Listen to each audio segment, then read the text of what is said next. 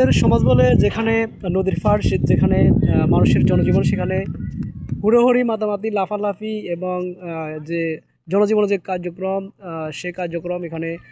শুরু হয় এবং বার্গেনিং মাছ কেনা বেচা অল্প শিক্ষিত মানুষের সমাজটা একেবারে চেঁচামেচি হইহুল্লোড় থাকে। তো এর বিপরীতে আমরা যখন ওই সমাজে যখন একটা স্তব্ধ আমরা নীরবতা লক্ষ্য করি তখন আমাদের কাছে ওই সমাজটা একবার অপরিচিত লাগে, অভিন্ন লাগে এবং স্তব্ধ লাগে। ঠিক সেরকম একটা অবস্থা মেঘনা ফাটার জনজীবন অভিযানের সময়টা। এই সময়টায় এখানকার মানুষ একেবারে নিরিবিলি শান্ত পরিবেশে একেবারে স্তব্ধের মতো নীরব হয়ে থাকে এবং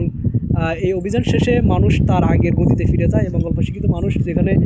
নদীতে মাছ ধরে জীবন জীবিকা নির্বাহ করে সেখানে গ্যাদারিং মাছ কেনা বেচা দরদাম হাঁকানো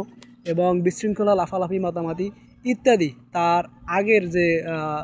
পরিচিত মুখ সেই পরিচিত মুখ ফিরে আসে এবং তার স্তব্ধতা ভাঙে, তার কোলাহল এবং মানুষের জনজীবনের যে প্রকৃত রূপটা সেই রূপটা ফিরে আসে।